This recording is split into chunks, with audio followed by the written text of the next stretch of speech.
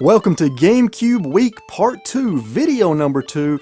In the last video of GameCube Week, we talked about some of the best co-op games on the GameCube. Link to that in the description down below in case you missed it. In today's episode of GameCube Week, we're going to take a look at the worst GameCube co-op games, what I feel like are the worst. Anyways, you may or may not agree. So let's go ahead and get into it.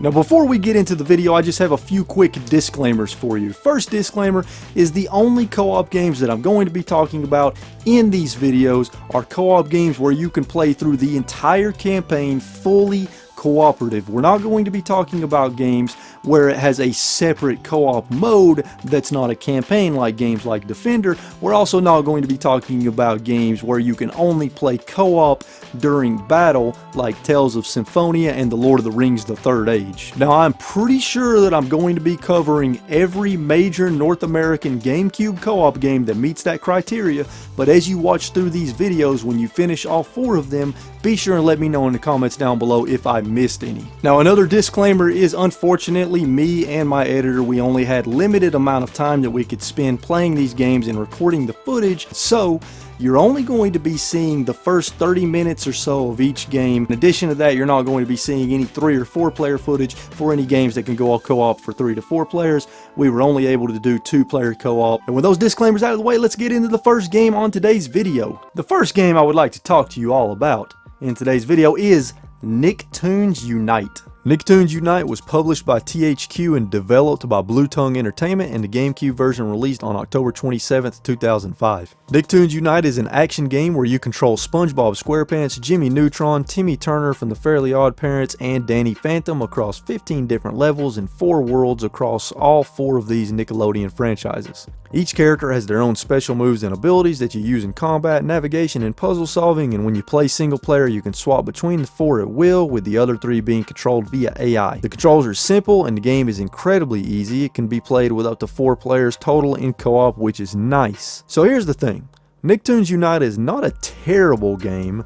For what it is, it's an okay game, but the problem is it's way too simplistic and easy, and the gameplay is incredibly repetitive and monotonous. It just doesn't have any depth to it, so as a result, the game is just not that fun. I could see this game being a lot of fun for young kids to play together, or maybe as a game that an adult can play with their young kid, but for adults to get together and play, this is one of the least enjoyable co-op games on the console. It is a shame too, because this game had a lot of potential and it could have been a game some adults could enjoy, especially those of us who grew up with some of these shows, but they took a more simplistic approach to the game. So as a co-op game for gamers, I would say 15 years older and up, I can't recommend it, but for adults wanting a decent co-op game to play with young kids, or for young kids to play together, I would pick it up. Let's talk about what could have been a great game, and that is Tom Clancy's Rainbow Six III. Rainbow Six III was published and developed by Ubisoft, and the GameCube version released on June 16, 2004. Rainbow Six III is a squad-based and tactical-based first-person shooter where in single-player you control and command a team of 4 across several tactical missions that are meant to feel realistic, and in co-op it is just you and your friend playing together with no other AI squad mates from what I could tell. The first-person controls are a bit stiff and take getting used to, and the game is also very dark at times, but thankfully you have night vision goggles. When playing single player, you can give your squad several complex commands like breach a door and toss in a flash grenade and more, which is pretty cool. Squad AI and enemy AI, however, are pretty bad, especially the squad AI. They don't always do what you tell them, and one time my entire squad got stuck on a ladder. The missions are designed to feel realistic, requiring you to play very carefully and very tactically in order to survive, as you and your squad mates can die in just a few shots. So as a single player game, it isn't too bad. It's playable enough and decently fun despite its flaws. So you may be asking yourself, why is it on the worst co-op games for GameCube list? Just in case you have not been able to tell from the footage you've been watching, For some reason, when playing co-op on this game on the GameCube, the frame rate takes a major dip and it's incredibly choppy to a noticeable level, and it's pretty consistent too. This makes for an incredibly frustrating experience, especially when you throw in the stiff controls, and it just made it not fun to play co-op at all. Had the game been more optimized for co-op with a smoother 30 frames per second and the controls had been a bit smoother, then it would not have been in this video, but as it stands, these problems make it a bad co-op experience for me that I cannot recommend. I would check out Rainbow Six Lockdown instead, as it is a much better game. How about another Nicktoons game, except this one is even worse, and that is Nicktoons Battle for Volcano Island. Nicktoons Battle for Volcano Island was published by THQ and developed by Blue Tongue Entertainment, and the GameCube version released on October 24th, 2006. Just like with Nicktoons Unite, Nicktoons Battle for Volcano Island is an action game where you control multiple characters across several Nick franchises, except Battle for Volcano Island is a step down from Nicktoons Unite, which is odd considering it came out afterwards. In single player, you will usually have one or more characters that you can switch between from an available roster of 6 characters, being SpongeBob, Danny Phantom, Timmy Turner, Patrick Star, Sam Manson, and Sandy Cheeks. The controls this time around are even more simplistic, as you have a jump button, a short range attack, long range attack, pick up and throw objects, and switch characters, and that's pretty much it. And again, just like Nicktoons Unite, Battle for Volcano Island is not a terrible game. It's okay, but not really fun due to its simplicity and how repetitive and easy the game is. They even took a step down in co-op as well, as in Battle for Volcano Island, this is a 2-player co-op game instead of 4, and it seems to me that they could have easily made it a 4-player co-op game. So again, just like with Nicktoons Unite, Battle for Volcano Island would be great for young kids or for an adult to play with their young kid, but for adults, this game is just way too simplistic, easy, and repetitive to be fun or worth playing co-op. If you must play one of the 2 Nicktoons games we have discussed in this video, I would just stick with Nicktoons Unite and skip Battle for Volcano Island. Here we are with another Tom Clancy game that should have been good, but it's awful, and that is Tom Clancy's Ghost Recon. Ghost Recon was published by Ubisoft and developed by Red Storm Entertainment, and the GameCube version released on September 9th, 2003. Ghost Recon is a tactical-based first-person shooter where you control a team of 3 across a variety of tactical missions. Your team members fall into certain character classes like Rifleman, Demolition, Sniper, Support, you get the idea. Just like any tactical shooter, you can command your team and swap between team members as needed. Ghost Recon had potential, but unfortunately this is not a good game at all. First off, the graphics are terrible. It looks like a Nintendo 64 game. The textures are incredibly basic. The resolution is terrible. There are practically no details. It just looks bad. Another thing I don't like is that you can't see your gun or any part of your body. You only see the HUD and an aiming reticule, and this is very awkward because by that era, most first-person shooters, you could at least see your gun. I'm not sure why they went that route. The controls are bad and very stiff and awkward, making the game very hard to play, especially to shoot accurately. Unfortunately, not even co-op can salvage this game, because to even play a mission co-op, you have to beat the mission in single player first. Why in the hell would they do this? Literally no other GameCube co-op game makes you play and beat a level in single player before you can play it in co-op. It's just the stupidest thing I've ever seen. The game is so damn bad that we couldn't even bring ourselves to play through it long enough to beat a single player level so that we could play it co-op. I would recommend staying far away from Ghost Recon, as in my opinion it is one of the worst co-op games on the GameCube and not worth your time. Now, of all the games we've talked about in today's video, this is the one that should have been the most badass, but it ends up being one of the worst games, which is very sad, and that is Judge Dredd: Dredd vs. Death. Judge Dredd: Dredd vs. Death was published by Evolved Games and developed by Rebellion Entertainment. Dredd vs. Death is a first-person shooter based on Judge Dredd, and you take on the role of the judge himself as you go on missions laying down the law. Some kind of virus was unleashed that turns people into vampires and zombies, so yeah, in addition to human enemies, you're also shooting vampires and zombies. Why not? Now you may be thinking to yourself, a Judge Dredd game?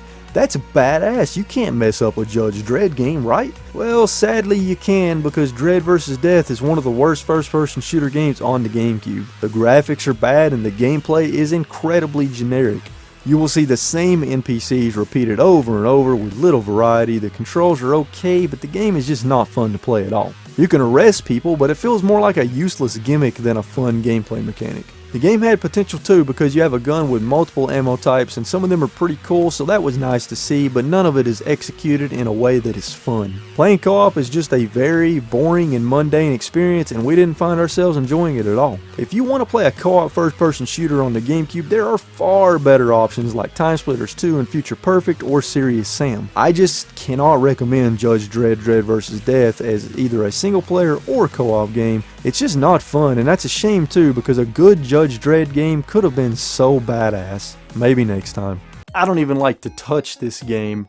I didn't like it at all, as we're about to talk about, and that is Digimon World 4. Digimon World 4 was published by Bandai and developed by BEC, and the GameCube version released on June 1st, 2005. Digimon World 4 is an action RPG that takes place in the Digimon universe. When you start the game, you choose from one of 4 starting Digimon, each with their own special powers. Eventually, your Digimon may have a Digivolution, which will change your attacks from powers to using weapons. Unfortunately, the combat is very basic and boring and just not very exciting, and the camera is really bad, and the game is just cheap and unbalanced overall. It is an overly convoluted and complicated game with too many moving parts that are never really explained well. For example, when we started playing, we were stuck in the hub area for a very long time because we could not figure out where the hell we were supposed to go or what the hell we were supposed to do. Eventually, when we finally figured out what we were supposed to do and go through the training section, we just found ourselves not having fun at all playing Digimon World 4 co-op. And that's a shame too, because when I was younger, I actually enjoyed Digimon, and this game had some cool ideas. It had a lot of potential. It could have been an amazing co-op game, but unfortunately it just fell flat with overly complicated and convoluted gameplay combined with boring combat, bad controls, and more. I just cannot in good conscience recommend Digimon World 4 because it's one of the worst games on the GameCube in my opinion, and also one of the worst co-op games on the GameCube. There are much better choices that you can play, so save your money and avoid this train wreck. And this is what I feel like might be one of the worst GameCube co-op games along with Digimon World 4, and it is one you may not expect, and that is Starsky and Hutch. Starsky and Hutch was published by Gotham Games and developed by Mind's Eye Production, and the GameCube version released on August 24th, 2004. So here we are, we've come to the last game on the list, which just so happens to be, in my opinion, one of the worst co-op games on the GameCube, hands down. Starsky and Hutch is a vehicle-based combat game and is based on the Starsky and Hutch television series, in case you couldn't tell. And let me summarize the gameplay of each level for you. In each level, you take on the role of Starsky and drive the car, or Hutch, and shoot enemies, and your goal in every single level is to chase down another vehicle and shoot them until they wreck, and that's it. If you play as Starsky, you just drive the car, and the driving is incredibly basic, it's boring, it does not feel good at all to play, it's not fast, it feels slow and sluggish, and it will feel like one of the most basic racing games you've ever played. And the shooting feels like light gun shooting except with a control stick, because unfortunately the GameCube does not actually have a light gun, and the shooting controls are really bad and incredibly simple and basic. You simply use the stick to move the aiming reticule around and you press a button to shoot. It's just not fun. And that pretty much summarizes the game. Pretty much every single level is just like this with very little variation, and it is easily one of the most boring co-op games I've ever played on a console. Needless to say, when you play co-op, one player controls Starsky and drives the car while the other player controls Hutch and shoots the gun. And again, this game had some pretty good potential. I feel like if they made the game where you alternate between driving levels and on foot levels, or maybe a combination of the two, and added more gameplay variety and mechanics, it could have been a really fun game. But unfortunately, it's not a fun game. It's a very basic, mundane, and boring game, and not worth playing in my opinion. So unless you are a hardcore Starsky and Hutch fan, I recommend staying far away from this pile of garbage, unless you just want to bore yourself to death with boring and repetitive co-op gameplay. Well, there you have it, everybody. Those are, in my opinion, the worst co-op games you can play on the GameCube. If you enjoyed this video, please be sure and hit that like button. Let me know in the comments down below what you think about the games I talked about in today's video. Maybe you like the games. Let me know that in the comments down below. Also, let me know in the comments down below, what do you think are some of the worst co-op games on the GameCube? As always, if you're new here, consider subscribing so that you can join the Retro Wolf family. And folks, as always, stay safe out there, keep playing games and having a good time, and I'll catch you all in the next video. Later.